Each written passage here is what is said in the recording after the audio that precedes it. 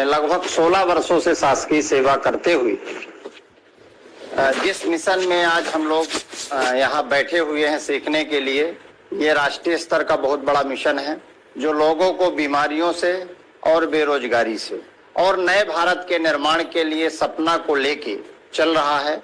ऐसे मिशन में हम लोग शरीक हुए हैं और लगभग 5.5 साल हुआ इस मिशन में जुड़े हुए, और गवर्नमेंट के द्वारा जो सैलरी 16 साल में हमको मिल रही है आज, वो आरसीएम 5.5 साल में देने लगे। 35,000 से ज्यादा लोगों की टीम है, लगभग 35 लाख से ज्यादा इस सिस्टम के माध्यम से हमारे परिवार में आ चुका है। मायने नहीं रखता कि हमको क्या मिलता है मायने रखता है, अब प्रश्न उठता है कि एक डॉक्टर क्यों कर रहा है, क्या जरूरत पड़ी, हमको आरसीएम ने क्या दिया। थोड़ी अपना हम बैकग्राउंड बताएंगे। पहले हमको लोग सिमरिया एरिया के जानते थे, रीवा में हमारी क्लिनिक है, वहां के कुछ लोग जानते थे। सिमरिया में चूंकि एरिया है, 16 साल से हम वहां हैं, तो लगभग उस एरिया के जो भी गांव है सब जानते हैं। लेकिन बिहार वाला हमको नहीं जानता था, पहले जानता रहा होगा। जम्मू वाला नहीं जानता था, आसाम वाला नहीं जानता था, उत्तराखंड उत्तरांचल वाले नहीं जानते थे, बिजराघव वाले यहाँ वाले लोग हमको नहीं जानते थे। पहले जानते थे क्या? लेकिन आज हिंदुस्तान में ऐसा कोई राज्य नहीं है, कोई ऐसा स्टेट नहीं है जहां डॉक्टर के गौतम को लोग ना जानते। ये इस अभियान के कारण हुआ है, न कि डॉक्टरी के कारण। यहां भी कोई डॉक्टर होगा लेकिन रीवा वाले उसको नहीं जानते। रीवा में बहुत अच्छे अच्छे डॉक्टर हैं लेकिन बिजराघौगढ़ वाले लोग नहीं जानते। तो डॉक्टरी का एक अलग दायरा होता है, एक अलग स्थान होता है जहां पर एक विशेष एरिया में लोग जानते हैं। अब जब कोई बीमार होता है तो हम डॉक्टर के पास जाते हैं इलाज कराने, और डॉक्टर फीस लेता है और दवाई लिख देता है, फिर बोलता है 5 दिन बाद आना, और दवाई अगर सूट करी तो कुछ और बढ़ा देता है, नहीं करी तो कुछ दवाइयां चेंज कर देते हैं। अगर शुरू में 500 रुपए फीस लगी हो, दोबारा 200-250 रुपए में ऐसा होता है, ऐसा होता है ना। तो डॉक्टर मतलब इलाज करता है, ये नहीं बताता कि ये जो बीमारी आपको हुई है वो क्यों हुई है। कोई बताता है? अगर बीपी हो गई तो डॉक्टर नहीं बताएगा कि बीपी क्यों हुई। अगर शुगर किसी को है तो कोई डॉक्टर ये बताने को तैयार नहीं है कि शुगर हुई क्यों, थायराइड हुई क्यों, कैंसर क्यों हुआ, पेट की बीमारी क्यों हो रही है, पाइल्स बवासीर भगंदर क्यों हो रहा है, महिलाओं में समस्याएं क्यों आ रही हैं, ये कोई बताने को तैयार नहीं है। क्यों? क्योंकि एक बार अगर हम बता देंगे तो वो मर्ज वाला फिर दोबारा मरीज हमारे पास नहीं आएगा। पहले हम भी नहीं बताते थे, कोई मरीज आता था तो तकलीफ पूछते थे, दवाई लिख देते थे। 200-250 मरीज रोज देखना है। अगर हम एक एक मरीज को उसकी बीमारी का कारण बताने लगेंगे तो हम मरीज नहीं देख पाएंगे। तो डॉक्टर अपना काम करता है, इलाज लिखा, फीस लिया, दवाई लिखा, जांच लिखा और छुट्टी। लेकिन अब हम ये बता रहे हैं कि ये आखिर में बीमारियां हो क्यों रही हैं। हमारे बताने से अगर किसी के घर से आज दवाइयों का खर्चा इतना ज्यादा हो गया है, 5,000, 6,000, 10,000 रुपए हर घर में दवाइयों में जा रहा है।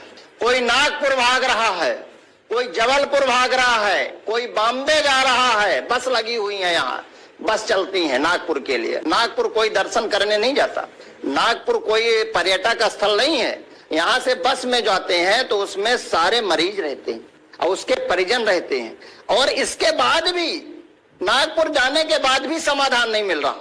डॉक्टर कहते हैं थायराइड हो गई तो आपकी ये 25 mg की गोली जिंदगी भर चलेगी, जब तक आप जियोगे तब तक चलेगी।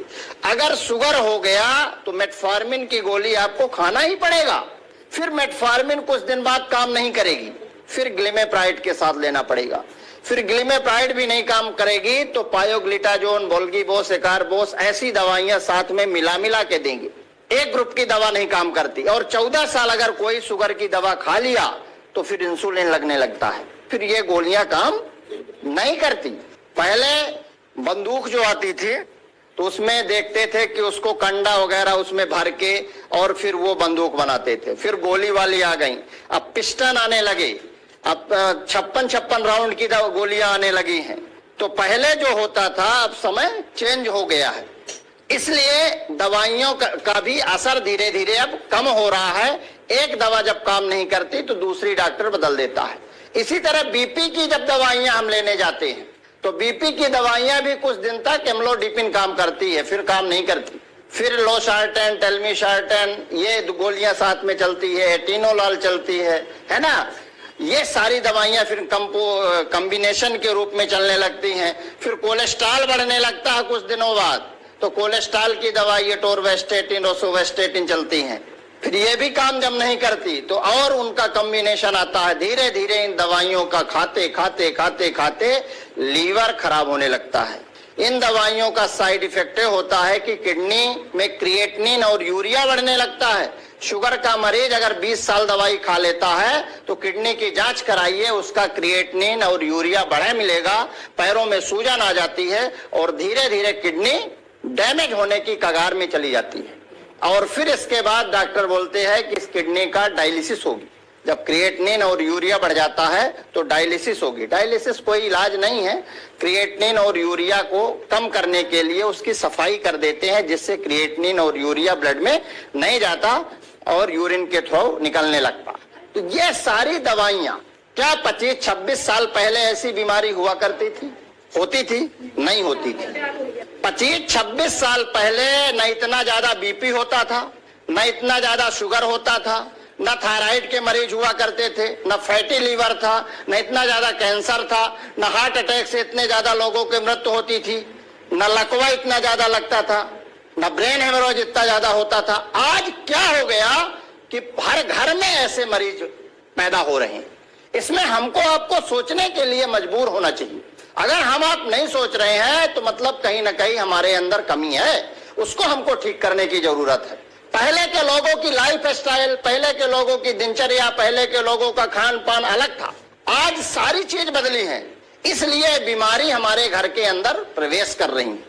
अभी आप लोग देखेंगे इंदौर में नवंबर, दिसंबर, जनवरी 2-3 महीने के अंदर लगभग 7 से 8 बच्चे जो माँ बाप अपने इकलौते जिगर के टुकड़े को पढ़ाने के लिए इंदौर भेजते हैं, कोटा भेजते हैं तैयारी कराने के लिए कि नीट की तैयारी करेगा, जेई की तैयारी करेगा, पीएससी की तैयारी करेगा, वो बच्चे वहां के हॉस्टल के खान पान के कारण, खराब तेल यूज होने के कारण, खराब सामान यूज होने के कारण उन हार्ट अटैक उन बच्चों को हो रहा है।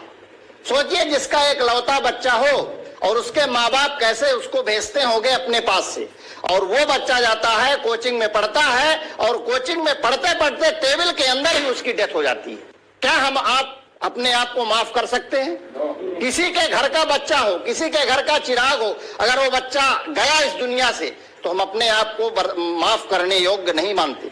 और ये रोज घटनाएं हो रही हैं, ये कपोल कल्पित नहीं है, रियल घटना है। आप लोग देखते हैं, सुनते हैं टीवी न्यूज में, लेकिन हमको आपको पीड़ा इसलिए नहीं होती क्योंकि लगता है कि हमारे घर का बच्चा नहीं है। हमको इसलिए पीड़ा होती है, लगता है कि हमारे घर का बच्चा है। और इसलिए हम रीवा से यहाँ चल के आते हैं और बताते हैं कि अगर एक भी बच्चे की हम लोगों ने जिंदगी बचा ली हार्ट अटैक से, तो मान लीजिए कि हमारा जो मानव का शरीर मिला वो सार्थक हो गया। अपने लिए तो दुनिया काम करती है, अपने लिए तो दुनिया काम करती है, दूसरों के लिए काम करने की जरूरत है, दूसरे के लिए जीने की जरूरत है। हम ये नहीं कहते कि आप आरसीएम करिए, हम ये नहीं कह रहे कि आप आरसीएम करिए, लेकिन अगर आरसीएम के माध्यम से किसी बच्चे की जिंदगी बच रही है, कोई बच्चा असमय में मरने से बच रहा है, तो जरूरी है कि आरसीएम करिए। केवल समाधान क्यों है, इसकी भी बात अभी हम करेंगे। आज 24 साल, 25 साल से लेकर 45 साल के लोगों को हार्ट अटैक हो रहा है।